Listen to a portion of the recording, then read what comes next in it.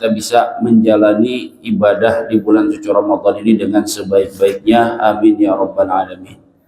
Salawat serta salam semoga senantiasa tercurahkan kepada Nabi kita Muhammad sallallahu alaihi wasallam yang telah membimbing umatnya menuju jalan kebenaran, menyelamatkan umat manusia dari kegelapan jahiliyah menuju ajaran Islam yang terang benderang. Baik hadirin hadirat yang dimuliakan oleh Allah, melanjutkan kajian tafsir dari surat Al-Baqarah. Pada pagi hari ini kita akan memasuki tafsir dari ayat ke-110. Ayat 110 dari surat Al-Baqarah. Baik, Allah Subhanahu wa taala berfirman, A'udzubillahi minasyaitonir rajim. Wa aqimus salata wa atuz zakah wa ma tuqaddimu li anfusikum min khairin tajiduhu 'indallah. Innallaha bima ta'maluna basir.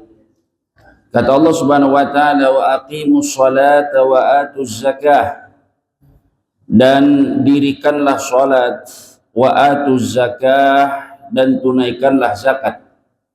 Wa ma tuqaddimu li anfusikum min khairin tajiduhu 'indallah, dan segala apa saja kebaikan yang kalian lakukan untuk diri kalian sendiri, ya, artinya adalah pahala dari kebaikan itu adalah untuk diri kita sendiri.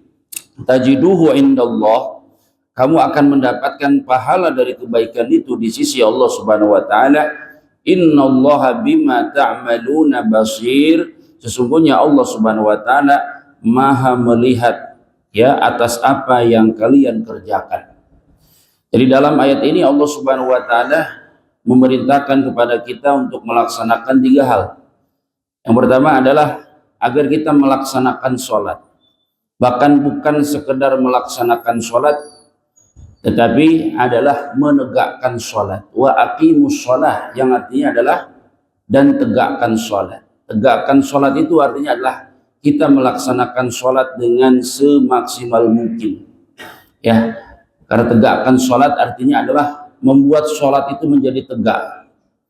Dalam arti kata para ulama bahwa dalam melaksanakan sholat kita hendaknya betul-betul memperhatikan syarat-syarat sholat, memperhatikan rukun-rukun sholat, memperhatikan kewajiban-kewajiban sholat. Bahkan kita juga berusaha untuk melaksanakan apa saja yang disunahkan di dalam apa? Di dalam sholat, sehingga sholat yang kita lakukan itu betul-betul sempurna. Ya, aqimus sholat artinya tegakkanlah sholat. Ya, artinya adalah kita melaksanakan sholat semaksimal mungkin yang bisa kita lakukan, memperhatikan syarat-syaratnya, memperhatikan rukun-rukunnya, dan memperhatikan apa saja yang disunnahkan. Ini arti dari menegakkan sholat.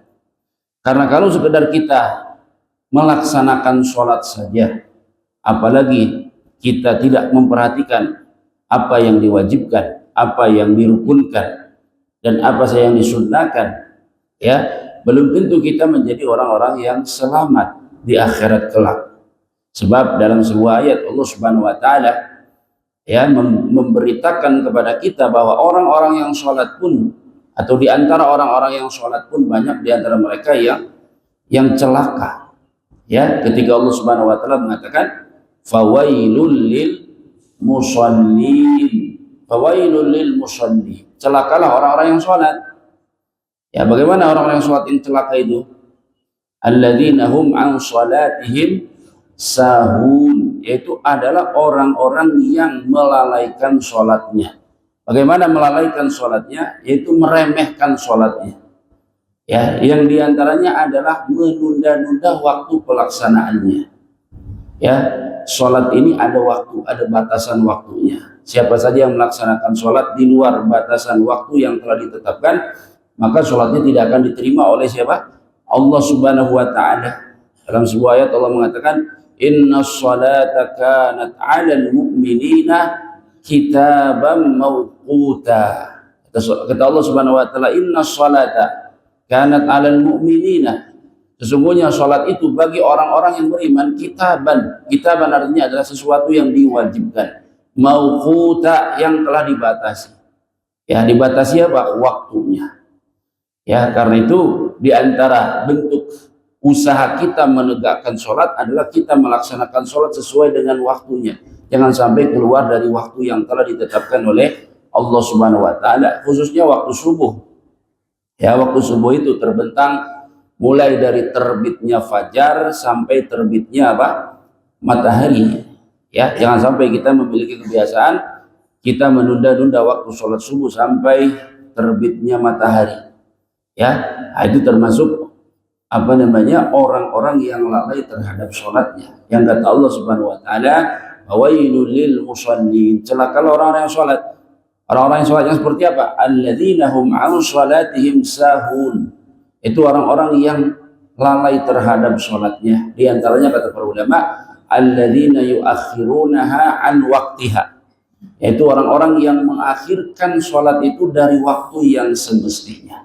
Ya, dari waktu yang semestinya. Karena itu ini apa namanya, menjadi peringatan bagi kita agar kita tidak menunda-nunda sholat, khususnya waktu sholat subuh. Ya, banyak di antara kaum muslimin barangkali ya hampir setiap harinya ya terlambat subuh. Ya, barangkali banyak di antara kaum muslimin yang subuhannya jam 6, bahkan mungkin setengah 7 karena terlambat bangun. Ya, kalau terlambat bangun, kalau sesekali saja karena capek, karena lelah, mudah-mudahan dimaafkan. Tetapi kalau itu menjadi kebiasaan, maka ini harus kita hentikan.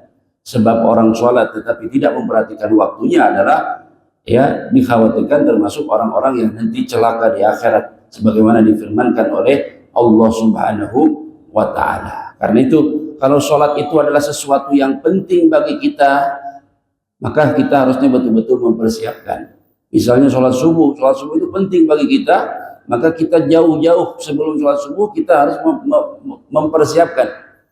Yang terbentuk persiapan itu bagaimana? Kita tidur lebih cepat, sebagaimana Rasul kita Shallallahu Alaihi Wasallam dalam sebuah hadis disebutkan bahwa Rasul Shallallahu Alaihi Wasallam ya tidak suka tidur sebelum isya, ya tidak suka pula ngobrol-ngobrol setelah isya. Artinya adalah ya sebelum isya, yaitu jarak antara maghrib dan isya, beliau pakai untuk ibadah, entah itu baca Quran, zikir dan lain sebagainya. Tetapi kalau sudah beliau melaksanakan sholat isya, beliau langsung tidur, kecuali ada urusan penting yang harus diperbincangkan dengan sahabat-sahabatnya, ya diperbincangkan dengan sahabat-sahabatnya. Tetapi mayoritas dalam kondisi yang dijalani Rasulullah SAW adalah beliau setelah sholat isya itu langsung tidur, sehingga istirahat beliau cukup, sehingga bangun lebih cepat, beliau bisa melakukan sholat tahajud, dan beliau juga bisa melakukan sholat subuh sesuai dengan waktunya. Ditambah lagi Rasulullah SAW ya juga menganjurkan kepada kita untuk melakukan tidur siang, ya agar istirahat kita cukup, agar kita bisa beribadah. Utamanya adalah kita bisa melakukan sholat subuh dengan sebaik-baiknya. Jadi kalau sesuatu itu penting bagi kita, maka hendaknya kita perhatikan dan kita persiapkan, termasuk diantaranya sholat, khususnya adalah sholat subuh. Sholat subuh penting, maka hendaknya kita tidur ya secepat mungkin agar kita mendapatkan istirahat yang cukup, sehingga waktu subuh kita bisa bangun tepat waktunya, bisa melaksanakan sholat subuh sesuai dengan waktu yang telah ditetapkan. Nah, jadi ini yang pertama, aqimus sholat. Ya, aqimus sholat, tegakkanlah sholat. Artinya laksanakanlah sholat dengan sempurna. Kemudian kata Allah Subhanahu wa taala, wa atuz zakah, dan tunaikanlah zakat. Zakat adalah kewajiban yang terkait dengan harta kita. Ya, bagi siapa-siapa saja yang memiliki harta yang mencapai nisab. Nisab itu artinya adalah batas minimal kena wajib zakat. Ya, batas minimal kena wajib zakat. Ya, berapa itu nisab zakat itu? Nisab zakat itu adalah ya emas seberat 85 gram emas, atau harta yang tersimpan yang setara atau senilai dengan 85 gram emas. Ya, barang siapa saja memiliki harta yang nilainya mencapai atau setara dengan 85 gram emas, ya, dan itu tersimpan, ya, tersimpan selama 1 tahun dan seterusnya, maka diwajibkan untuk apa? Membayar zakat setiap tahunnya selama nilainya itu mencapai nisab atau lebih. Ya, selama nilainya mencapai nisab atau lebih. Nisabnya berapa? 85 gram emas. Ya, tinggal nanti dilihat harga emas itu berapa per gramnya. Berapa kira-kira harga emas? Kalau 1.600.000 ya kira-kira ya 85 gram emas itu dikalikan saja. Ya sekitar 140-an juta misalnya. Ah, itu harga apa? Nisab. Jadi kalau orang punya harta senilai itu atau bahkan lebih, maka dia berkewajiban untuk membayar zakat setiap tahunnya. Berapa zakatnya? 2,5%. Ya, 2,5%. Setiap tahunnya dia wajib membayar zakat. Dan itu kewajiban. Siapa-siapa saja yang tidak menunaikan zakatnya, maka dia telah melakukan dosa besar. Ya, melakukan dosa besar. Dosanya sangat berat. Ya, ancamannya sangat berat, hukumannya sangat berat. Disebutkan oleh Allah Subhanahu wa taala dalam sebuah ayat, kata Allah Subhanahu wa taala, "Yauma yuhma 'alaiha fi nari jahannam fatukwa biha jibahuhum wa junubuhum hadza ma kanaztum li anfusikum fadzuqu ma kuntum taknizun." Allah Subhanahu wa taala sebutkan hukuman bagi orang yang tidak menunaikan zakat. Apa itu? Kata Allah Subhanahu wa taala, "Yauma yuhma 'alaiha fi nari jahannam." Di hari nanti harta-harta yang mereka simpan yang tidak dikeluarkan darinya zakat itu dipanaskan oleh Allah Subhanahu wa taala di dalam neraka jahanam. Ya, jadi harta yang dahulunya di dunia mereka simpan nggak dibayarkan zakat itu dipanaskan dalam api neraka jahanam. Lalu bagaimana? Fatuqwa biha jibahum wa junubuhum wa zuhurum. Lalu disetrikakan. Auzubillah, disetrikakan ke jidatnya, ke lambungnya, dan juga kemana? Ke punggungnya. Ya, ke jidatnya, ke lambungnya, ke punggungnya. Lalu dikatakanlah kepada orang tersebut, hadza ma kanastum li anfusikum fadhuqu ma kuntum taknizun. Ini adalah harta yang dahulu di dunia kalian simpan, maka rasakanlah ya hukuman ini atas apa yang dahulu kalian lakukan. Jadi terjadi bukan di neraka, di padang mahsyar. Ya, jadi sebelum orang-orang ditentukan tempatnya di neraka atau di mana? Di surga. Orang yang nggak bayar zakat terlebih dahulu dihukum oleh Allah Subhanahu wa taala di padang mahsyar.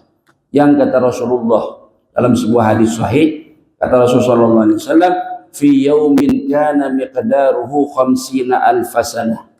Di satu hari yang lamanya setara dengan 50.000 tahun. Ya, di satu hari yang lamanya setara dengan berapa? 50.000 tahun. Siapa yang kuat diazab selama berapa? 50.000 tahun. Ya, terus disetrika ya di satu hari yang lamanya setara dengan 50.000 tahun. Ini azab yang pertama. Azab yang kedua, kata Rasulullah SAW dalam sebuah hadis, orang yang tidak menunaikan zakat itu nanti akan ya dililit dengan apa? Dililit dengan makhluk yang serupa dengan ular. Lalu makhluk ini mengatakan, ya, ana kanzukum fid dunya. Aku adalah harta yang engkau simpan di dunia. Ya, aku adalah harta yang engkau simpan di dunia. Karena itu, siapa-siapa saja memiliki harta yang berlebih, dia punya harta tersimpan. Harta yang tersimpan yang nggak dipakai. Ya, minimal mencapai nilai yang setara dengan 85 gram emas. Ya, lalu mencapai haul tersimpan selama 1 tahun, terus 1 tahun, terus per tahunnya, maka dikeluarkan darinya apa? Zakat. Berapa zakatnya? 2,5%. Dan ingat, zakat itu hak fuqara wal masakin. Hak fuqara wal masakin adalah hak para mustahiqin. Ya, maka mereka berhak untuk menerima itu hak. Ya, artinya zakat itu bukan kebaikan kita, bukan. Zakat itu bukan kebaikan kita. Zakat itu kewajiban kita yang merupakan hak bagi fuqara wal masakin. Maka itu para muzaki jangan terlalu banyak mengatur terkait dengan zakat. Artinya kalau zakat itu harta, ya diberikan berupa harta. Ya, kalau zakat itu berupa harta, maka diusahakan untuk diberikan berupa apa? Harta. Ya, jangan zakat itu diberikan berupa sembako. Beda. Zakat harta pada dasarnya diberikan berupa apa? Harta, yaitu zakat uang berarti adalah berupa apa? Uang. Ya, diserahkan karena itu hak dia. Mau digunakan untuk apa? Itu hak dia. Disalahgunakan itu dosanya dia. Tidak perlu kita yang mengatur. Misalnya zakat dibentuk menjadi atau disalurkan dalam bentuk sembako misalnya. Ya, boleh jadi dia sudah punya persediaan ya sembako dan lain sebagainya. Kemudian juga hendaknya zakat itu disalurkan dalam bentuk atau dengan cara yang tidak menghinakan. Ya, dengan cara yang tidak menghinakan apa? Pihak yang menerima apa? Zakat. Ya. Jadi kita ini kalau berbuat baik diusahakan dengan cara yang baik. Dengan cara yang baik. Berbuat baik dengan cara yang baik itu istilahnya dalam Al-Quran dan Sunnah itu disebut dengan ihsan. Ihsan. Dan dalam Al-Quran seringkali Allah Subhanahu Wa Taala ya mengulang-ulang firman-Nya yang berbunyi apa? Innallaha yuhibbul muhsinin. Sesungguhnya sesungguhnya Allah Subhanahu Wa Taala itu menyukai orang-orang yang berbuat apa? Ihsan, berbuat baik. Berbuat baik itu bagaimana? Berbuat baik juga dengan cara yang baik. Ya, jangan dalam berzakat itu kita pilih barang-barang yang sudah tidak layak lagi lalu kita kasihkan kepada orang. Zakat fitrah misalnya. Setiap hari kita makan beras dengan kualitas yang baik. Ya, kita makan pandan wangi. Ketika zakat fitrah kita malah bayarnya dengan zakat dengan kualitas yang apa? Rendah. Kata Allah Subhanahu wa taala, wala tayammamul khabitha minhu tunfiquna walastum biakhidhihi illa an tughmidu fi. Kata Allah Subhanahu wa taala, wala tayammamul khabitha. Jangan kau pilih yang jelek-jelek. Ya, jangan kau pilih yang buruk-buruk. Minhu tunfiquna, dari yang buruk-buruk itu kalian infakkan. Walastum biakhidhihi, padahal kalian sendiri enggak mau. Kalian sendiri enggak mau menerimanya. Ya, illa antum midufi, kecuali dengan memejamkan mata. Artinya kamu sendiri nggak mau menerima itu, tapi itu kau beri kepada orang lain. Jadi kalau kita berbuat baik, maka hendaknya juga dengan cara yang apa? Baik. Apa yang kita berikan hendaknya kita usahakan adalah hal yang baik-baik. Ya, jadi itu perintah kedua, wa atuz zakah, dan tunaikanlah zakat. Lalu perintah ketiga, ya, Allah Subhanahu wa taala memberi isyarat kepada kita bahwa kebaikan itu sangatlah banyak. Sekecil apapun kebaikan itu pasti dibalas oleh Allah Subhanahu wa taala. Pasti dicatat dengan rapi oleh Allah Subhanahu wa taala melalui para malaikat-malaikatnya. Ya, di sekitar kita ini ada malaikat. Allah Subhanahu wa taala berfirman, "Wa inna 'alaikum lahafidhin kiraman katibin ya'lamuna ma taf'alun," kata Allah. Ya, wa inna 'alaikum lahafidhin. Sesungguhnya pada diri kalian itu lahafidhin, ada malaikat penjaga, ada para malaikat yang menjaga. Wa inna 'alaikum lahafidhin kiraman katibin, malaikat-malaikat yang mulia, katibin yang mereka itu apa? Selalu mencatat. Kiraman katibin ya'lamuna ma taf'alun, yang mengetahui apa saja yang kalian kerjakan. Ya, jadi catatannya tidak akan salah. Ya, kalau di dunia manusia membuat catatan, boleh jadi catatan yang dibuat oleh manusia itu apa? Salah atau keliru, tapi catatan malaikat tidak akan keliru. Ya, yang baik ditaruh di catatan baik, yang buruk akan tercatat di catatan yang buruk. Yang seolah-olah baik padahal buruk juga catatannya tidak akan salah. Ya, misalnya yang seolah-olah baik padahal buruk, contohnya apa? Sedekah dari sumber yang apa? Haram. Ya, tidak akan diterima. Allah Subhanahu wa taala atau Rasul kita sallallahu alaihi wasallam bersabda, "Innallaha thayyibun la yaqbalu illa thayyiban." Sesungguhnya Allah itu bersih, suci. Allah itu maha suci. Maka dari itu Allah tidak akan menerima kecuali apa saja yang apa? Suci. Sedekah tidak akan diterima kecuali dari yang suci. Wala yaqbalullah shadaqatan min ghulul. Ya, Allah Subhanahu wa taala tidak akan menerima sedekah min hulul, dari harta yang haram. Sebaliknya, sedekah walaupun sedikit tetapi dari perolehan yang halal, ya, sedekah yang sedikit itu akan diterima oleh Allah, akan diberi penghargaan oleh Allah Subhanahu wa taala, bahkan Allah Subhanahu wa taala akan mengembangkannya sehingga menjadi apa? Sedekah yang besar. Ya, kata Rasul kita sallallahu alaihi wasallam, "Wa man tasaddaqa bi idli tamratin min kasbin thayyib fa innallaha yataqabbalaha bi yaminih." Barang siapa bersedekah walaupun sedekahnya berupa apa? Sebutir kurma. Ya, walaupun sedekahnya berupa apa? Sebutir kurma. Min kasbin thayyib. Yang penting adalah dari penghasilan yang apa? Halal. Fa innallaha yataqabbalaha bi yamini, maka Allah Subhanahu wa taala akan menerimanya. Tsumma yunammiha kama yunammi ahadukum faluwahu hatta takuna mithlal jabal. Kemudian Allah akan kembangkan itu sedekah yang sedikit itu. Ya, sehingga pahalanya meninggi, membesar seperti apa? Gunung yang tinggi. Ya, karena itu apa saja yang kita lakukan pasti Allah Subhanahu wa taala mencatatnya.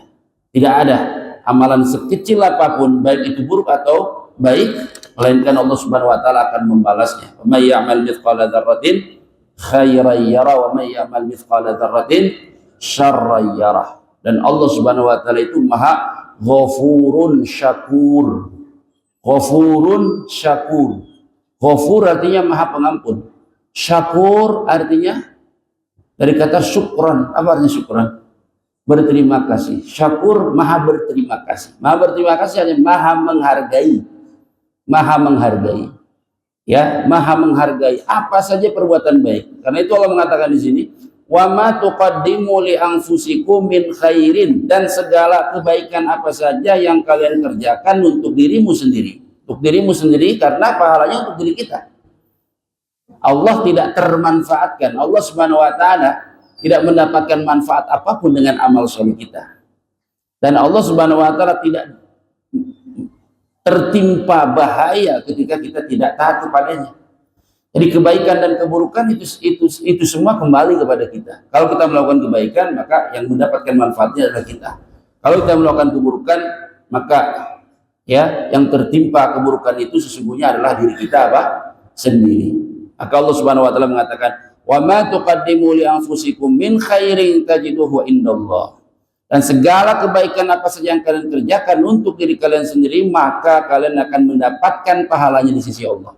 Jangan takut tidak tercatat, walaupun manusia tidak melihat.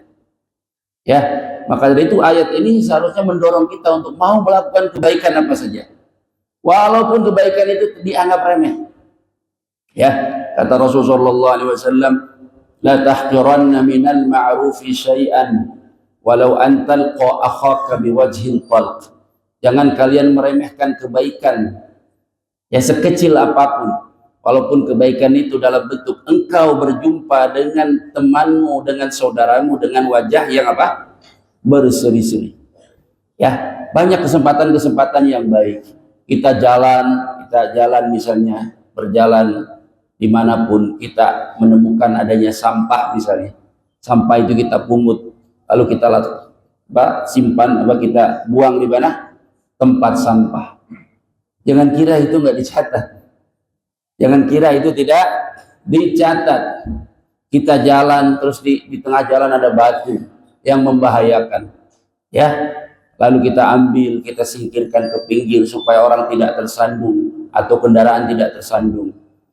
Ya, jangan kira itu tidak ada apa? Tidak ada pahalanya. Kita masuk ke WC masjid misalnya, ya, WC masjid itu ada kotorannya, terus kita siram. Kira-kira ada nggak orang yang lihat? Nggak ada dalam WC. Tapi jangan kira itu tidak ada pahalanya. Jika memberi air kepada seekor anjing saja, seorang pelacur bisa masuk surga. Betul nggak? Jika memberi air kepada seekor anjing saja, seorang pelacur bisa masuk surga. Gimana kemudian kebaikan-kebaikan lainnya? Memberi air kepada manusia, memberi air kepada orang yang sholat, memberi air kepada orang yang rajin ke masjid dan lain sebagainya. Ya, ada suatu ketika seseorang sedang berjalan, tiba-tiba di jalan itu dia melihat adanya sebuah rintangan yaitu melihat adanya batu atau duri yang melintang di jalan, ya, yang melintang di jalan, yang mengganggu banyak orang. Lalu dalam hatinya dia mengatakan, wah, ini mengganggu jalan, saya singkirkan agar orang-orang tidak terkena durinya, atau saya singkirkan agar orang-orang tidak tersandung olehnya. Cuma gara-gara itu saja, tapi karena niat yang ikhlas, Allah Subhanahu wa taala masukkan orang tersebut ke dalam surga. Jadi tidak ada kebaikan sekecil apapun yang tidak dicatat oleh Allah. Dalam surat Al-Kahfi kan disebutkan, dalam surat Al-Kahfi itu disebutkan, oh nanti di hari kiamat, ya, rapot kita dibagi-bagi, ya, masing-masing rapot kita dibagi-bagi. Ya, dalam ayat lain disebutkan ada yang menerimanya dengan apa? Tangan kanan, ada yang menerimanya dengan tangan kiri. Ya, ada pula dalam sebuah ayat disebutkan juga wara'a dhahri. Ada juga yang menerima catatan amalan itu dari belakang punggungnya. Ya, belakang punggungnya. Apakah ada 3 atau 2? Wallahu alam. Ada yang mengatakan ada yang menerima dengan tangan kanan, ada yang menerima dengan tangan kiri, ada yang menerima dengan, ya, dari belakang punggungnya. Ada juga yang mengatakan, ya, bahwa manusia ada yang menerima rapotnya dengan tangan kanan, ada pula yang menerima dengan tangan kiri dari belakang punggungnya. Ya, ashabul yamin. Ashabul yamin adalah orang yang menerima rapotnya dengan tangan apa? Kanan. Yamin atau maimanah. Ya, ada surat Al-Balad, dalam surat Al-Balad. Kalau ingin dapat rapot kita dengan tangan kanan, kerjakan beberapa amalan. Di antara amalannya apa? Di surat Al-Balad ada. Ya, surat Al-Balad. Allah mengatakan, falaqtahamal aqabah wa ma adraka mal aqabah. 1, fakku raqabah au it'amun fi yaumi dhi masghabah yatiman dha maqrabah au miskinan dha matrabah thumma kana minal ladina amanu wa tawasaw bis sabri wa tawasaw bil marhamah. Lanjutannya apa? Ulaika ashabul maimanah. Maimanah kata lain dari yamin. Ya, falaqtahamal aqabah. Maukah orang melakukan sesuatu yang sukar dan sulit? Itu amal soleh. Amal soleh itu sukar dan sulit, apalagi terkait sama harta. Benar nggak? Ya, harta itu kalau untuk hobi langsung kita glosorinya gampang. Ya, harta kalau untuk hobi, ya, glosorinya gampang, jutaan juga oke. Tapi kalau untuk amal soleh itu berat. Ya, berat kita. Nah, itulah yang ujian keimanan kita. Kata Allah, falaqtahamal aqabah. Maukah kalian menempuh jalan yang sukar dan sulit? Dan itu prestasi. Prestasi ketika kita bisa melampaui jalan yang sukar dan sulit itu. Artinya kita melawan hawa nafsu kita. Itu kan susah. Wa ma adraka mal aqabah. Tahukah kalian apa itu aqabah? Apa itu jalan yang sukar dan sulit itu? Pertama, fakku raqabah. Membebaskan budak. Zaman sekarang budak sudah nggak ada. Ya. Au it'amu fi yaumi dhi masghabah. Kalau tidak seperti itu, maka amalan yang berikutnya yaitu it'amu fi yaumi dhi masghabah, memberi makan di hari terjadinya kelaparan. Banyak orang mengalami kelaparan, ya, beli beras susah, ya, beli lauk susah, beli minyak susah. Apalagi bentar lagi lebaran, bawang naik, ya, cabai naik, daging naik, segalanya naik. Nah, itu kesempatan itu. Ya, au it'amu fi yaumi dhi masghabah, memberi makan di hari terjadinya kelaparan. Siapa yang kasih kita, yang berhak untuk kita kasih makan? Kata Allah, yatimang dha maqrabah. Nomor 1 adalah anak yatim yang punya hubungan kerabat dengan kita. 1. Au miskinang dha matrabah, atau orang miskin yang sangat miskin. Matrabah itu dari kata turab. Turab itu tanah. Yatimang dha matrabah artinya miskinang damatroba, artinya orang miskin yang sangat lusuh, artinya sangat miskin banget. Au miskinang damatroba summa kana minal ladina amanu wa amilus sholihat. Kemudian pelakunya adalah termasuk di antara orang yang beriman dan beramal saleh, wa tawasau bis sabri wa tawasau bil marhamah, dan sering menasihatkan, wasiatkan untuk bersabar dan untuk menebarkan kasih sayang. Kata Allah, ulaika ashabul maimanah. Itulah orang-orang yang golongan kanan. Golongan kanan itu diantara tafsirannya adalah yang akan menerima catatan amalannya dengan tangan apa?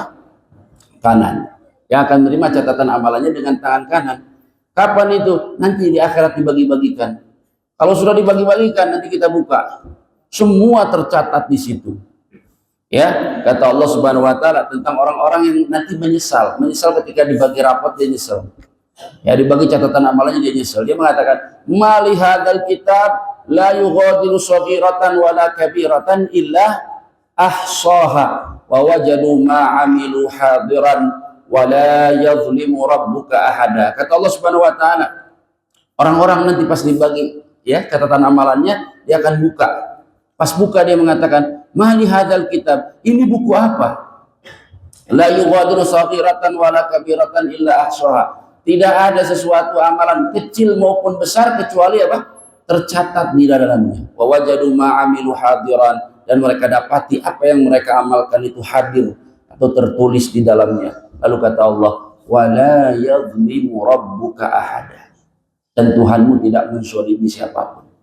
Baik walaupun kecil ditulis, ya, buruk walaupun kecil juga tertulis. Sengketa atau kezaliman yang tidak terselesaikan di dunia, dan alangkah banyaknya itu, ya, persengketaan yang tidak selesai di dunia atau seolah-olah selesai padahal nggak selesai, ya, maka akan diselesaikan di mana? Di akhirat. Semuanya akan diselesaikan di akhirat. Setelah itu manusia akan ditetapkan tempatnya entah di surga ataupun di mana? Di neraka. Karena itu ayat-ayat seperti itu harus mendorong kita untuk mau melakukan kebaikan. Ya, besar ataupun apa? Kecil. Besar ataupun kecil. Apa aja kebaikan? Ya, tadi memberi minum kepada seekor anjing saja bisa menyebabkan seorang pelacur masuk apa? Surga. Apalagi kebaikan yang lebih dari itu. Maka kata Allah Subhanahu wa taala, ya, innallaha bima ta'maluna basir. Sesungguhnya Allah Maha melihat apa yang kalian kerjakan. Apa saja yang kita kerjakan Allah Maha melihatnya. Bahkan apa yang dalam hati Allah Subhanahu wa taala Maha apa? Melihatnya. Ya'lamu kha'inatal a'yun wa ma tukhfis sudur.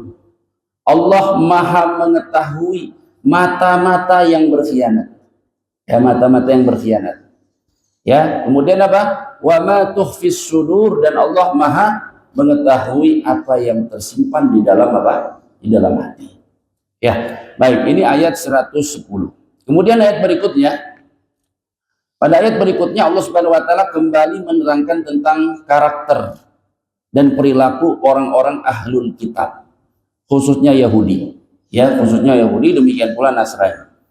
Di dalam ayat berikutnya, ayat 111, Allah Subhanahu wa taala berfirman, "Wa qalu la yadkhulal jannata illa man kana hudan aw nasara." Wa qalu, dan mereka berkata, yaitu orang-orang Yahudi, demikian pula orang-orang Nasrani. La yadkhulal jannata illa man kana hudan aw nasara. Mereka berkata tidak akan masuk surga kecuali orang Yahudi. Orang Nasrani pun mengatakan tidak akan masuk surga kecuali orang-orang apa? Nasrani. Apa kata Allah? Tilka amaniyuhum. Tilka amaniyuhum, itu hanyalah angan-angan mereka belaka. Cuma angan-angan aja. Ya, karena yang dihisap itu bukan pengakuan. Kita mau ngaku 1000 kali, oh saya ini orang beriman, saya ini ahlus sunnah wal jamaah. Saya ini orang beriman, saya ini aswaja, ahlus sunnah wal jamaah. Saya ini apa, misalnya pengikut siapa, ustadz siapa, atau habib siapa, atau majelis apa. Itu nggak ada nilainya di hadapan Allah, cuma pengakuan-pengakuan saja. Karena yang dinilai itu apa? Amalan kita, baik amalan hati, amalan lisan, dan amalan anggota apa? Badan. Yahudi itu ya pengikut Nabi di zamannya, betul nggak? Yahudi itu pengikut Nabi siapa? Nabi Musa alaihissalam. Bahkan bukan pengikut Nabi aja, mereka keturunan Nabi, benar nggak? Ya. Maka nama lain dari Yahudi itu apa? Bani apa namanya? Bani Israel. Israel itu siapa? Yaqub alaihi salam. Jadi Yahudi itu siapa? Keturunan Nabi. Yahudi itu muslim di zamannya. Sama kayak kita sekarang ini muslim. Karena kita ngikut Nabi siapa? Muhammad. Berarti yang ngikut Nabi itu ya muslim di zamannya. Betul nggak? Kenapa sekarang mereka itu kafir? Karena nggak mau beriman sama Nabi terakhir, Nabi Muhammad. Itu aja. Tapi Yahudi yang dahulu itu mereka orang muslim. Karena tidak ada seorang nabi membawa agama kecuali agama Islam. Bapaknya para nabi siapa? Ibrahim alaihissalam. Betul enggak? Allah Subhanahu wa taala mengatakan dalam surah Al-Imran, "Maka Ibrahim Yahudiyan wala Nasraniya, walakin kana hanifan muslima wa ma kana minal musyrikin." Ibrahim itu bukan Yahudi, bukan pula Nasrani.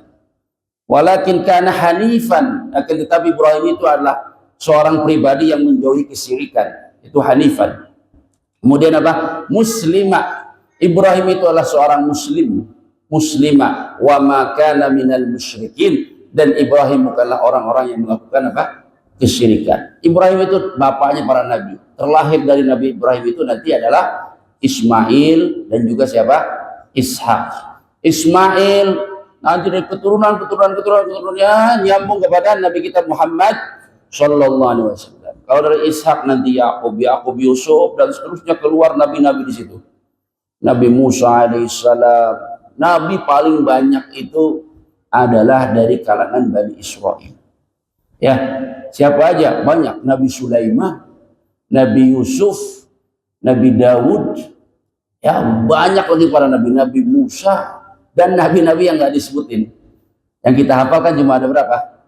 25, padahal nabi itu jumlahnya ratusan ribu. Ya, para nabi itu jumlahnya ratusan ribu. Ya, Rasul di antara para nabi itu sekitar 300-an. Ya, sedangkan nabi itu 120 sekian kalau tidak salah. 120 sekian ribu itu para nabi. Yang kita tahu yang disebutkan aja dalam Al-Qur'an. Yang tidak disebutkan ya kita imani secara umum, secara global. Nah, Yahudi kebanyakan adalah keturunannya para nabi. Ya, mereka adalah muslim di zamannya. Mereka adalah orang-orang yang banyak ngaku-ngaku. Makanya nggak usah banyak ngaku-ngaku. Yang penting prestasi ibadah kita di hadapan siapa? Allah, kebaikan-kebaikan kita. Nggak usah kita ngaku-ngaku. Saya ini anggota majelis ini. Saya ini muridnya kiai ini. Saya ini apalagi muridnya Habib ini dan lain sebagainya. Itu di hadapan Allah tidak ada nilainya. Coba bayangkan para nabi aja nanti di padang mahsyar. Para nabi ini. Ya, kita harus yakin nabi sama wali lebih mulia siapa? Nabi lah. Ya.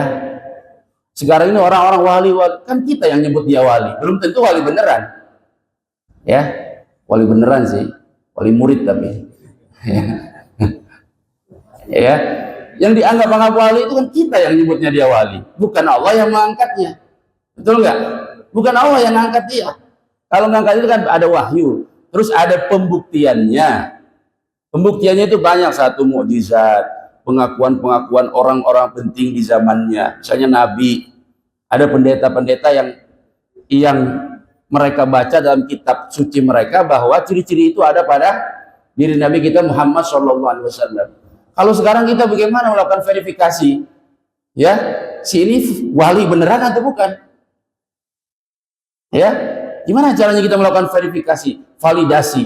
Ini yang disebut-sebut wali itu wali beneran atau enggak? Ya beneran, tapi wali murid. Tapi wali Allah, ya Allah. Makanya kalau kita baca dalam Al-Quran, wali itu ada dua, wali Allah dan wali setan. Kalau wali Allah itu pasti soleh. Nggak mungkin wali Allah tapi nggak pernah ibadah, nggak pernah sholat, nggak pernah jumatan. Ya, itu nggak mungkin wali Allah. Ya, wali Allah itu pasti soleh, pasti ibadah, pasti menjalani syariat, pasti nggak mungkin dia melakukan. Saya nggak perlu syariat, loh nggak perlu syariat. Nabi aja menjalani syariat. Kalau ente nggak perlu menjalani syariat, berarti ente lebih baik dari Nabi, ya kan? Berarti kamu lebih baik dari Nabi. Berarti kamu nggak membutuhkan Nabi, dan itu bahaya keyakinan seperti itu. Orang merasa tidak butuh kepada Nabi. Kita itu tahu Allah lewat Nabi. Nggak bisa kita langsung berbincang langsung dengan siapa? Allah. Teleponan sama Allah. Besok udah lebaran misalnya. Oh, kamu kok bisa menentukan besok udah lebaran? Wah, ilmunya beda udah. Saya makomnya udah tinggi. Tadi malam saya teleponan sama Allah. Ya, gimana caranya teleponan? Pakai pulsa apa itu? Kira-kira providernya apa? Harus ngisi pulsanya berapa? Ini kita pakailah. Agama itu sesuai kok dengan akal. Tahu enggak? Agama sesuai dengan akal. Namanya benar itu ada burhan namanya. Qul hatu burhanakum in kuntum shodiqin. Ya, qul katakanlah, bawakan bukti in kuntum shodiqin kalau kalian mengaku orang-orang yang benar. Wali ada tidak? Wali ada memang. Kita Ahlussunnah wal Jamaah percaya ada wali, ada karomah. Percaya ada karomah. Tapi cerita-cerita karomah yang palsu banyak gak? Banyak banget. Bahkan ada buku karomah, buku tentang karomah, lalu kita baca, kita ketawa. Ya, ketawa ya bacanya. Kenapa? Karena ada hal yang nggak layak dijadikan sebagai karomah. Nggak layak. Ya, nggak layak dijadikan sebagai karomah. Dulu saya dapat cerita misalnya, ada santri ya ingin belajar sama kiai. Sama kiainya nggak diajarin kitab. Malah suruh cari cincin bu nyainya yang masuk dalam sepiteng, ya kan? Suruh nyari itu, kuning bertemu kuning. Tapi dicari dapat. Habis dapat kata kiainya, kamu udah pulang, gak usah belajar. Ya, udah pulang, gak usah belajar. Udah sampai sampai kampung dia jadi kiai besar. Cuma dapat nyari cincin, nggak pakai belajar. Ya, kita jangan percaya dengan yang kayak gituan. Pertama, ini kiai duniawi banget. Maka masa tega nyuruh si santrinya ya nyari cincin ya di dalam tempat yang najis, betul nggak? Padahal kan Islam ngajarin kita untuk membersihkan diri dari yang najis. Ini untuk sekedar cincin aja disuruh muridnya ya untuk masuk ke dalam tempat yang najis. Kemudian orang bisa pintar tanpa belajar, itu nggak ada. Tidak ada. Kecuali Nabi. Kalau Nabi pintar tanpa belajar, iya. Karena dapat wahyu.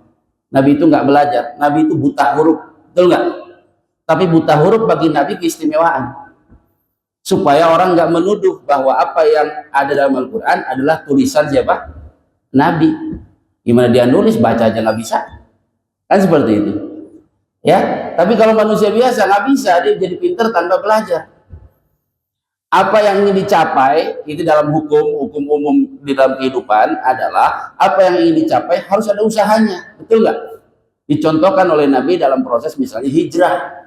Nabi hijrah ke Madinah, apa langsung ngilang gitu dari Madinah ujuk-ujuk ngilang, celing, atau masuk ke lorong ajaib. Kayak ada di Indonesia itu lorong yang bisa sampai kemana?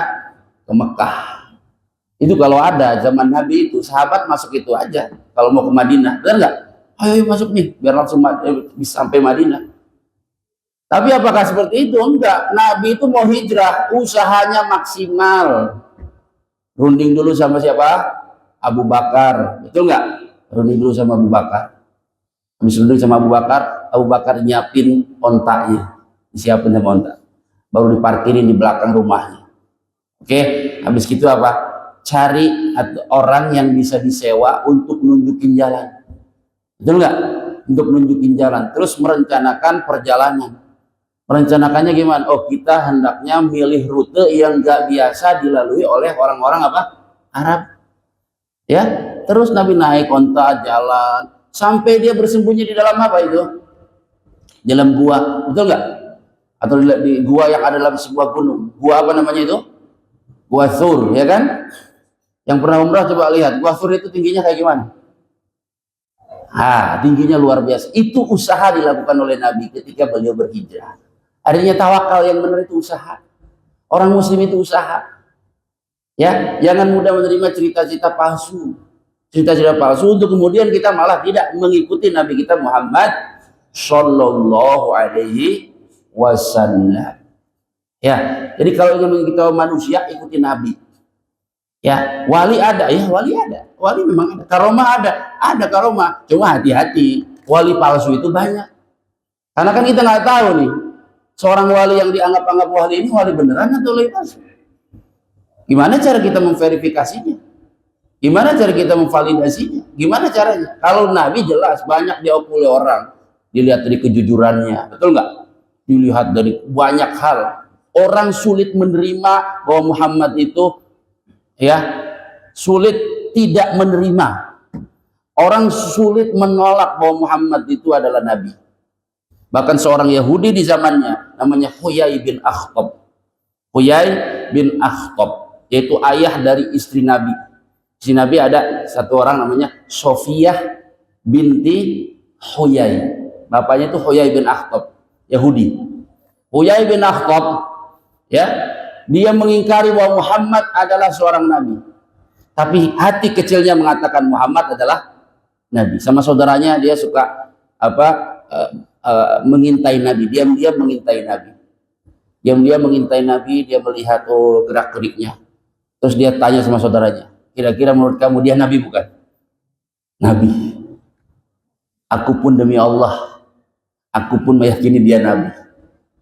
Cuma aku akan terus memeranginya sampai akhir hayatku.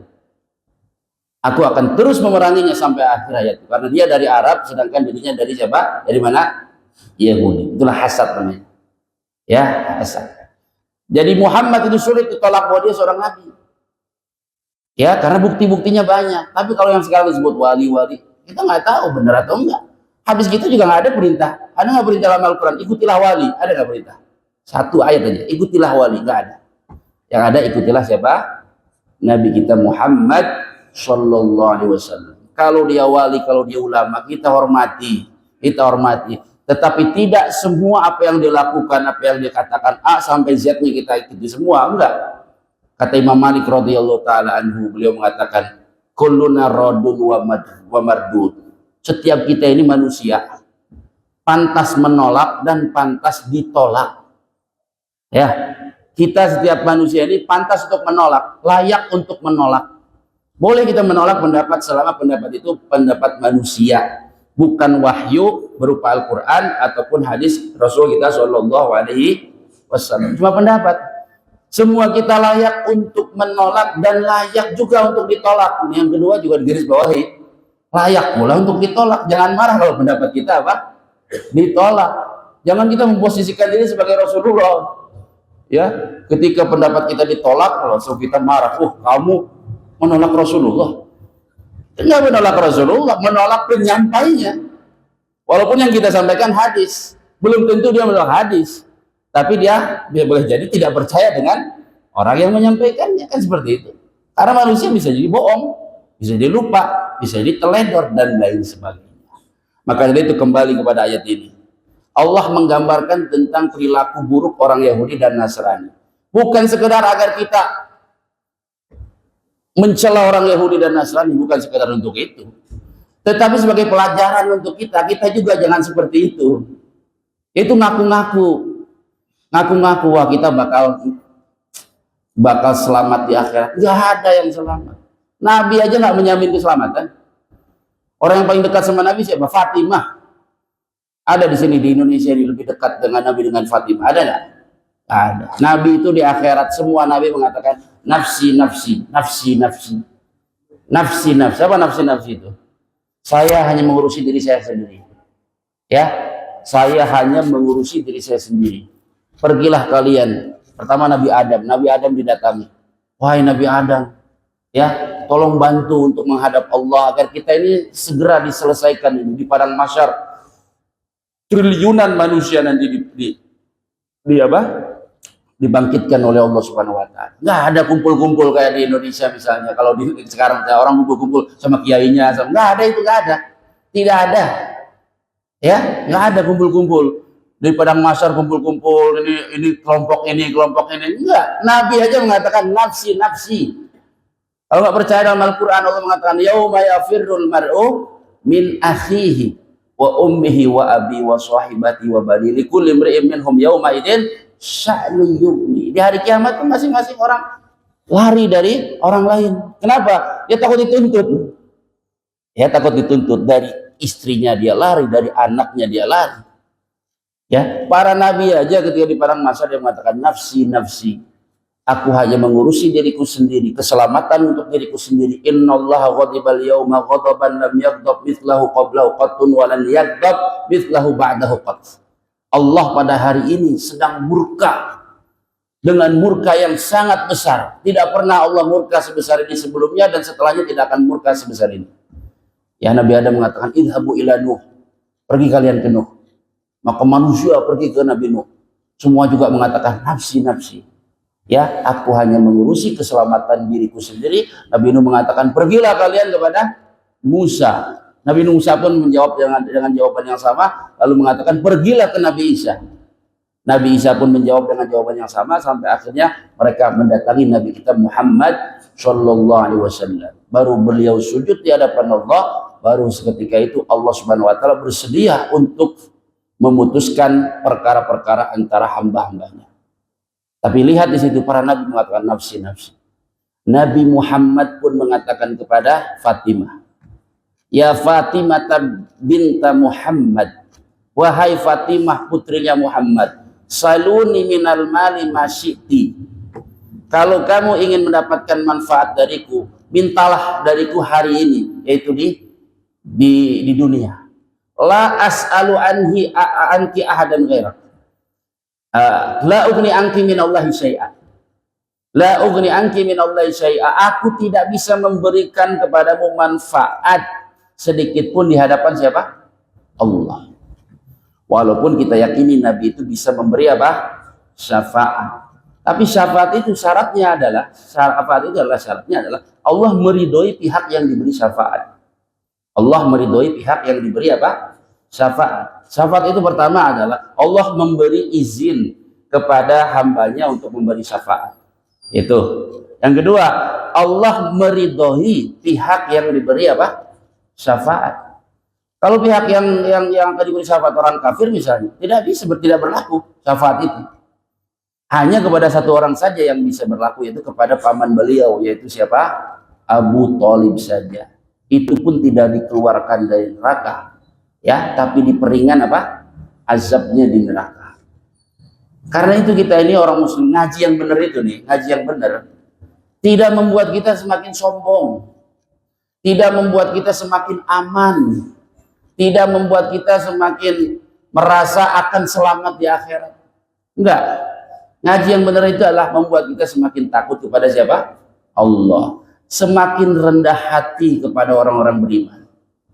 Ya, kalau lihat orang beriman dalam hatinya, wah bisa jadi ya amalan dia lebih baik daripada amalanku. Bisa jadi kebaikanku hanya ini saja. Sedangkan dia terlihat tidak melakukan kebaikan.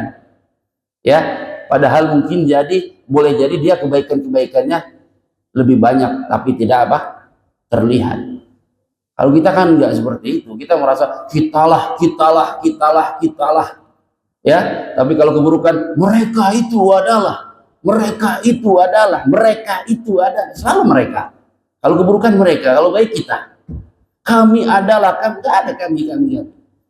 Ya, buang itu semua label-label di luar label muslim. Huwa sammakumul muslimin. Dah itu. Allah Subhanahu wa taala yang memberi nama kalian yang beriman kepada Nabi Muhammad sebagai muslimin. Ya, huwa sammakumul muslimin kata Allah. Dialah yang memberi nama kepada kalian sebagai orang muslim. Dah, kita itu siapa? Muslim udah. Embel-embel lain yang enggak manfaat. Embel-embel lain itu cuma wadah saja. Cara kita untuk ikut berjuang demi apa? Islam. Mau pakai wadah apa? Hijau boleh, ya, biru boleh, putih boleh, ya apa aja wadahnya silakan. Tapi menjadikan wadah itu sebagai agama itu gimana? Kita tentuin sendiri nih. Oh, kebenaran itu hanya akan datang dari Kiai Fulan, disebutin nomor 1 sampai 10. Ya, jamaah lain juga seperti itu. Kebenaran itu pasti hanya datang dari ustadz-ustadz ini aja, disebutin. Ustadz-ustadz ahli sunnah wal jamaah ditulis. Dari nomor 1 sampai 100. Ya, ini kebenaran hanya dari itu aja. Demikian pula kelompok lain. Kata Allah, kullu hizbin bima ladaihim farihun. Setiap kelompok bangga dengan dirinya apa? Sendiri. Oke, saya begini. Oke, kamu apa? Dan seterusnya. Kemudian apa? Islam menjadi terpecah belah, ya, terpecah belah. Masing-masing menganggap yang lain pasti masuk neraka dan dirinya pasti masuk apa? surga. Kata Allah Subhanahu wa taala, tilka amaniyuhum, itu cuma angan-angan. Kul hatu burhanakum in kuntum shodiqin. Coba buktikan kalau kamu benar. Kalian beramal soleh enggak? Ya, kan yang ditimbang bukan pengakuan, yang ditimbang amalan. Faman ya'mal mithqala dzarratin khairan yara wa may ya'mal mithqala dzarratin syarran yara. Faman thaqulat mawazinuhu fahuwa fi 'ishatir radiyah wa man khaffat mawazinuhu fa ummuhu hawiyah. Siapa yang berat timbangan amal baiknya, dia di surga dalam kehidupan yang diridhoi. Tapi siapa yang ringan amal solehnya, ya, maka tempatnya adalah neraka apa? Hawiyah. Maka ayat berikutnya Allah mengatakan, bala, kata Allah, enggak seperti itu. Bala, tidak seperti itu. Ya, tidak cukup pengakuan aja. Yahudi, kami keturunan para nabi, enggak cukup. Untuk apa keturunan para nabi? Padahal nabinya sendiri mereka bunuh-bunuhin. Orang-orang benernya mereka bunuh-bunuhin. Ulamanya pada bejat, makanin harta umatnya dengan cara yang batil. Yahudi itu kayak gitu. Ya, ulamanya Yahudi itu adalah makan harta umatnya dengan cara yang batil. Ya, gimana cara yang batil? Bikin kitab yang palsu. Kitab palsu. Al-Baqarah ada Al-Baqarah. Semuanya dalam Al-Qur'an. Fawailul lil ladzina yaktubuna al-kitaba bi aydihim tsumma yaquluna hadza min indillah liyashtaru bihi tsamanan qalila. Celaka orang yang menulis buku, kata Allah. Ya, dia menulis buku lalu dia mengatakan hadza min indillah. Ini dari siapa? Allah. Liyashtaru bihi tsamanan qalila. Untuk mendapatkan keuntungan yang sedikit. Keuntungan sedikit itu apa? Dunia.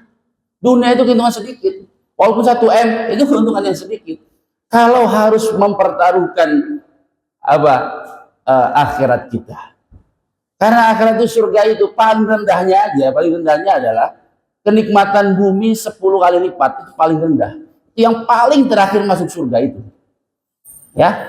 Paling terakhir masuk surga itu 10 kali lipat bumi. Ya. Maka dunia itu adalah mau berapa miliar? Itu kata Allah, famanan qalila fawailul lahum mimma katabat aydihim, maka celakalah atas apa yang mereka tulis dan celakalah atas apa yang mereka peroleh. Hari ini kiai-kiai dan ustadz-ustadz atau siapapun itu yang bikin kepalsuan banyak atau tidak? Mengatasnamakan agama banyak atau tidak? Banyak. Ya mohon maaf, ini dari Rasulullah. Ya, ininya Rasulullah. Ya kalau benar mungkin nggak masalah. Tapi kalau nggak benar gimana? Ya, apalagi bikin hadis-hadis palsu. Apalagi mohon maaf bikin kuburan-kuburan palsu. Sekarang kuburan palsu banyak nggak? Banyak kuburan palsu. Bikin kuburan palsu. Terus dia bilang ini dalamnya wali. Ya supaya didatengin. Ya, itu nggak terjadi di Indonesia. Jadi Timur Tengah juga banyak. Coba cari aja kuburan Husain itu lebih dari 2. Kuburan Husain itu lebih dari 2. Itu yang benar di mana? Di Irak ada, di Iran ada, di Mesir ada. Apa dicacak itu nauzubillah? Terus dibagi-bagi. Ya wallah alam. Ya. Umat itu rusak, dari atasnya juga rusak. Atasnya rusak, bawahnya rusak. Apa yang bikin rusak? Apalagi kalau bukan hawa nafsu, diantaranya dunia. Maka Yahudi itu paling banyak kisah dalam Al-Quran itu Yahudi. Paling banyak kisah dalam Al-Quran Yahudi. Supaya apa? Bukan supaya kita mencela Yahudi aja. Oh Yahudi. Enggak. Supaya kita nggak meniru Yahudi. Tahu Yahudi secara etnis ya mereka lebih baik dari kita. Secara bangsa. Itu enggak? Karena apa? Mereka keturunan Nabi kan gitu. Kita bukan keturunan Nabi. Keturunan Nabi tapi Nabi Adam. Ya Nabi Adam. Ya, kalau mereka kan keturunan para nabi yang banyak. Tapi kan mulia atau tidak mulia bukan dari DNA, dari garis keturunan. Enggak. Islam itu kan jelas. Inna akramakum indallahi atqakum, yang paling baik yang paling bertakwa. Tafsiran takwa itu apa? Bukan sholat doang, tapi juga kebaikan kepada umat manusia. Itu banyak dalam Al-Quran, termasuk keadilan. Coba kita ini umat Islam adil nggak? Nggak usah jauh-jauh, sama istri adil nggak? Hah? Sama istri adil nggak? Tiap hari kita nyuruh dia masakin ini, bikinin kopi, bikinin teh, ambilin sendok, ambilin garpu, ya kan? Cuciin baju dan lain sebagainya. Tapi kita tunaikan nggak kewajiban kita ke dia? Kita punya anak, ingin anak kita nanti jadi anak sukses ya, nanti jadi insinyur, nanti jadi pilot, nanti jadi, kita nafkahin dia nggak? Ya, pas sudah gede dia nggak sukses kita marah-marah. Selama ini kita nafkahin dia dengan baik atau enggak? Nah, itu umat Islam itu takwa. Ya, kata Allah Subhanahu wa taala, fa'dilu. Ya, wa anta'dilu aqrabu littaqwa. Berlaku adillah karena adil itu dekat dengan takwa. Umat Islam adil nggak? Jadi ulama adil nggak? Ulama-ulama ini kalau berselisih dengan yang lain adil nggak? Abang mengatakan, yang lain nggak ada apa-apanya, lain nggak ada ilmunya, yang lain jelek-jelek semua, yang baik itu kita-kita aja. Itu. Ya, jadi Allah sebutkan Yahudi sebagai ada pelajaran bagi kita. Yahudi itu dari atasnya rusak, bawahnya rusak. Bawahnya itu suka mempermainkan agama juga. Ulamanya suka mempermainkan agama, awamnya juga mempermainkan agama. Kalau ada larangan-larangan, ya dia usahakan supaya seolah-olah tidak melanggar. Maka itu penting bagi kita untuk tahu standar keselamatan di akhirat itu apa. Bukan mengaku-ngaku, tapi adalah amalan. Kata Allah Subhanahu wa taala, "Bala man aslama wajhahu lillah wa huwa muhsin." Tidak seperti itu. Tapi siapa saja, kata Allah Subhanahu wa taala, yang menyerahkan dirinya sepenuhnya kepada Allah, menyerahkan dirinya sepenuhnya kepada Allah, itu ikhlas, tulus. Ya, kiai, ustadz atau apa, kalau dia menyampaikan agama tulus dia, bukan ingin dapat pujian jamaah, atau bukan ingin dapat pengikut yang banyak, ya, tapi tulus. Balaman aslama wajhahu lillah. Tidak seperti itu, tetapi siapa saja yang sepenuhnya menyerahkan diri kepada Allah, tulus. Kalau dia menyarankan umat, dia memberi saran yang tulus, bukan mencelakakan umat, ya, bukan menggelincirkan umat, memprovokasi umat untuk melakukan sesuatu, ya. Tidak dipikirkan umat itu bakal celaka atau tidak celaka, nggak dipikirkan. Harusnya memikirkan keselamatan umat sebagaimana Nabi kita Muhammad SAW memikirkan keselamatan siapa? Umatnya. Nabi itu selalu di akhirat, nanti di akhirat, ummati, ya Allah umatku, ya Allah umatku. Kalau ulama penerus Nabi, maka dia memikirkan umatnya. Bala man aslama wajhahu lillahi wa huwa muhsin. Tidaklah demikian, barang siapa yang menyerahkan dirinya sepenuhnya kepada Allah, itu ikhlas. Wa huwa muhsin, ditambah lagi dia muhsin, berlaku ihsan, berbuat ihsan, banyak berbuat baik. Itu dua. Satu, imannya betul kepada Allah. Yang kedua, amalannya betul, bukan sekedar pengakuan.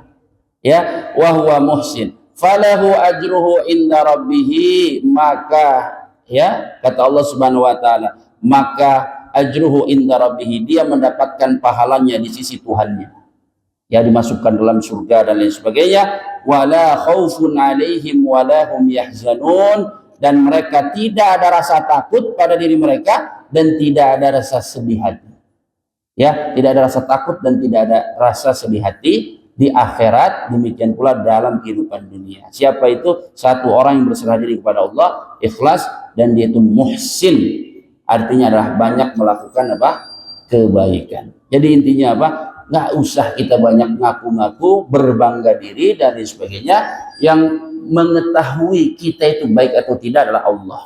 Fala tuzakku anfusakum wa a'lamu biman ittaqa. Jangan kalian menganggap diri kalian itu suci, Allah lah yang maha mengetahui siapa di antara kalian yang bertakwa. Tolak ukur kebaikan di hadapan Allah adalah ketakwaan, bukan yang lainnya. Maka dari itu, mari kita perbaiki amalan kita, mari kita perbaiki iman kita, sehingga mudah-mudahan kita bukan hanya saja baik di hadapan orang, tetapi juga baik di hadapan Allah Subhanahu wa ta'ala. Baik, ini yang bisa kita sampaikan. Kurang lebihnya mohon maaf, yang benar dari Allah, yang salah dari diri saya pribadi. Akhirul da'wana alhamdulillah rabbil alamin. Sallallahu ala nabiyina Muhammad. Sebelum kita tutup, barangkali ada pertanyaan, silakan. Udah siang tadi ya. Oh, silakan Pak. Yang ada keperluan nggak apa-apa keluar.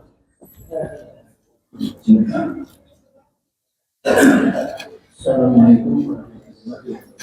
Waalaikumsalam warahmatullahi wabarakatuh. Saya ingin tanyakan mengenai surga. Ya. Apa sih yang dikatakan dengan surga? Sebetulnya bahasa dari mana kita?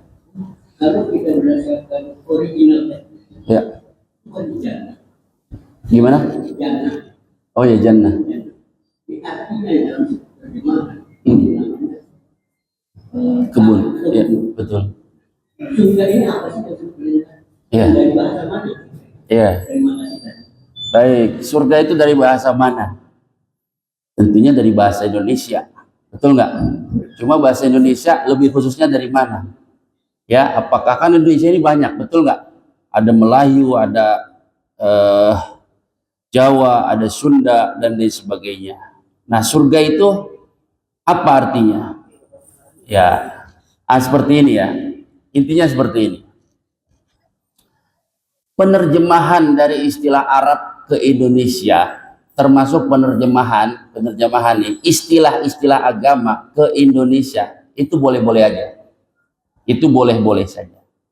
Ya, tidak masalah. Kita tidak boleh terlalu mempersempit, nggak boleh juga terlalu memperlebar. Ya, selama maknanya mendekati, maka nggak masalah. Ya, nah sekarang kita misalnya arti surga itu apa? Terlepas dia asalnya dari mana. Boleh jadi dari bahasa Sanskerta, betul nggak? Boleh jadi dari bahasa Sanskerta, boleh jadi. Tapi apakah dia dari bahasa Sanskerta kemudian kita tidak boleh memakainya? Belum tentu. Bisa aja kita memakainya selama dipahami oleh umumnya masyarakat dengan pemahaman yang yang benar. Ya. Karena istilah-istilah yang digunakan dalam Al-Quran pun itu adalah istilah-istilah yang digunakan dalam masyarakat jahiliyah. Seperti Rob misalnya. Apa artinya Rob? Ya, Rob kita artikan Tuhan, betul nggak? Rob itu sebenarnya bukan sekedar Tuhan artinya, tapi Tuan. Tuan. Zaman Arab dahulu ada namanya perbudakan, betul nggak? Ya, itu sendiri disebut budak. Kita sendiri kan budaknya Allah juga. Budak itu atasannya disebut dengan apa? Tuan. Itu dalam bahasa Arabnya Rabbun. Rabbun. Apakah ketika seorang budak mengatakan bahwa tuannya itu Rabbun, lalu kita sebagai muslim juga mengatakan Allah sebagai apa? Rabbun. Karena ada dua penggunaan dengan makna yang berbeda. Apakah kemudian kita nggak boleh pakai kata Rabbun? Ya boleh-boleh aja. Sekarang kita rubah menjadi Tuhan dalam bahasa kita. Boleh nggak? Ya boleh-boleh saja, asal dimaknai dengan benar oleh masyarakat. Ketika kita menyebutkan Tuhan misalnya, yang terbesit dalam benak kita ketika kita sebagai muslim menyebutkan kata Tuhan misalnya, yang terbesit dalam benak kita Allah atau berhala-berhala? Allah kan?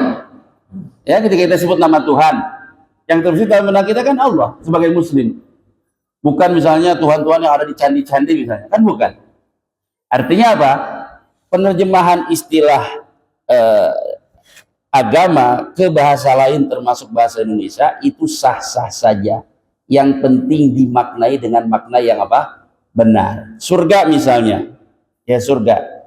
Siapa otoritas yang paling berhak untuk menentukan makna surga itu? Ya ahli bahasa. Misalnya ahli bahasa nih, saya taruh di sini ada Kamus Besar Bahasa Indonesia. Apa itu surga di sini? Memang ada dua makna.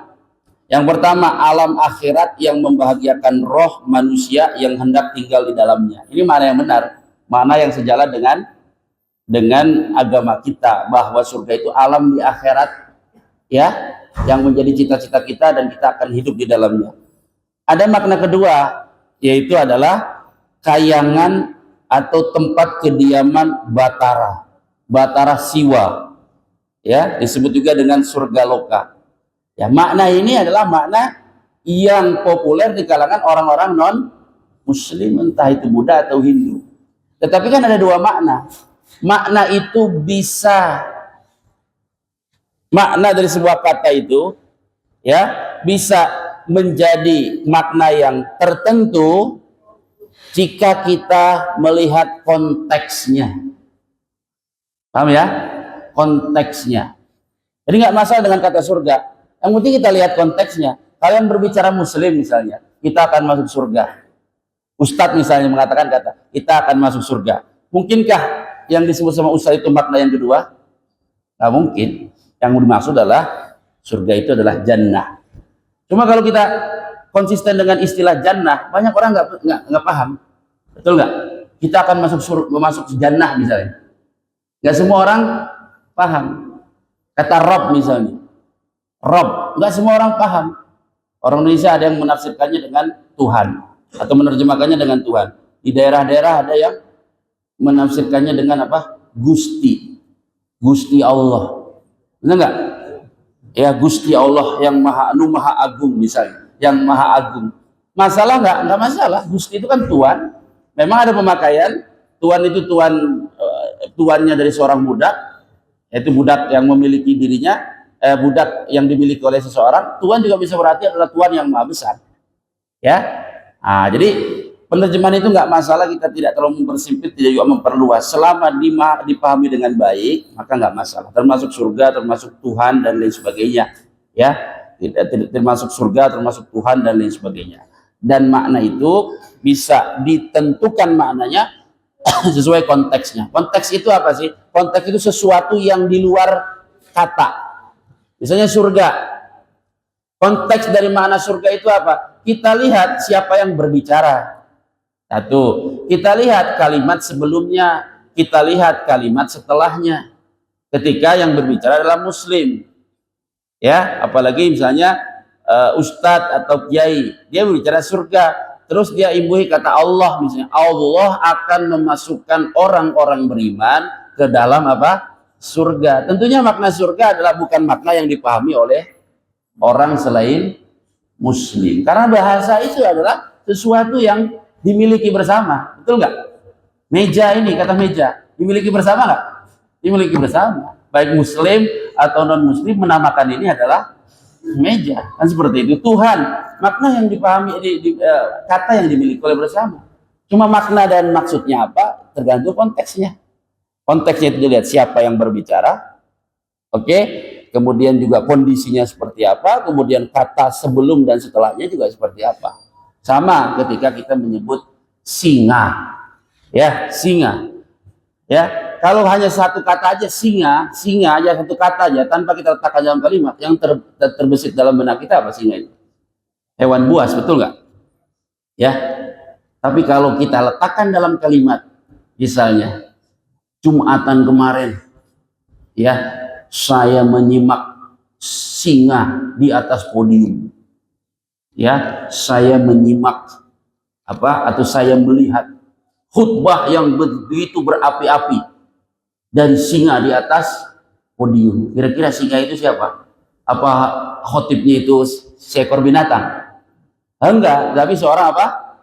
Penceramah yang berapi-api, kan seperti itu. Nah, jadi selama maknanya betul, di antara yang menentukan makna itu adalah konteks. Konteks itu apa? Apa yang di luar kata. Di luar kata. Satu kata itu sebelum dan sesudahnya apa? Kalimatnya seperti apa? Siapa yang berbicara dan kondisinya seperti apa? Itulah yang menentukan. Nah, surga itu insya Allah nggak masalah. Menurut saya nggak masalah. Karena itu juga memiliki makna yang benar. Ya, memiliki makna yang benar, maka penggunaannya tidak masalah. Demikian pula dalam Al-Quran. Ini Al-Quran terjemahan. Coba cari di Al-Quran terjemahan. Ya, jannat itu apa? Jannat itu di dalam Al-Quran kan ditafsirkan dengan apa? Surga. Di terjemahan-terjemahan yang diterbitkan oleh Departemen apa? Agama. Dan Departemen Agama itu punya tim, dan itu timnya nggak asal-asalan. Mereka membahas setiap kata. Ya, ini pas terjemahan yang pas apa? Bahkan setiap tahun mungkin direvisi, setiap beberapa tahun direvisi. Termasuk juga apa namanya kata-kata atau istilah-istilah yang terkait dengan akidah, mereka juga mendiskusikannya secara panjang lebar. Artinya adalah kita ini sebagai awam ikuti aja apa yang telah ditetapkan oleh orang yang punya otoritas, dalam hal ini ulama misalnya, ya, itu sebenarnya sudah mencukupi. Misalnya kita sudah percaya dengan apa yang diterjemahkan oleh Departemen Agama melalui tim yang telah dibentuk, yang isinya adalah para ulama dalam penerjemahan itu, maka nggak masalah. Allah Subhanahu wa taala berfirman, "Fas'alu ahla dzikri in kuntum la ta'lamun." Apa fas'alu ahla dzikri? Bertanyalah kepada orang ahli di bidangnya. Ahlu dzikri adalah orang ahli di bidangnya. Dalam masalah penerjemahan ada orang ahli di bidangnya, ada tim yang dibentuk, mereka diseleksi dulu, ya, diseleksi dulu. Mereka punya kriteria yang betul-betul ketat untuk diterima. Maka kita sebagai orang awam mengikuti itu nggak masalah. Fas'alu ahla dzikri in kuntum la ta'lamun, bertanyalah kepada ahli in kuntum la ta'lamun, jika kalian tidak mengikuti. Jadi barangkali itu yang bisa menjadi jawaban. Jadi insya Allah nggak masalah istilah-istilah tersebut atau istilah-istilah agama diterjemahkan dengan bahasa kita selama ya dipahami dengan pemahaman yang benar oleh umumnya masyarakat muslim di Indonesia, apalagi jika pemaknaan itu telah ditentukan oleh pihak yang memiliki otoritas karena dipandang memiliki ilmu dan lain sebagainya, sejalan dengan firman Allah Subhanahu wa taala, bertanyalah kepada orang yang ahli di bidangnya in kuntum la ta'lamun, jika kalian tidak mengetahui. Baik, cukup ya? Atau mau sampai maghrib? Baik, kita tutup dengan kafaratul majlis. Subhanakallahumma wabihamdika asyhadu an la ilaha illa anta astaghfiruka wa atubu ilaik. Assalamualaikum warahmatullahi wabarakatuh.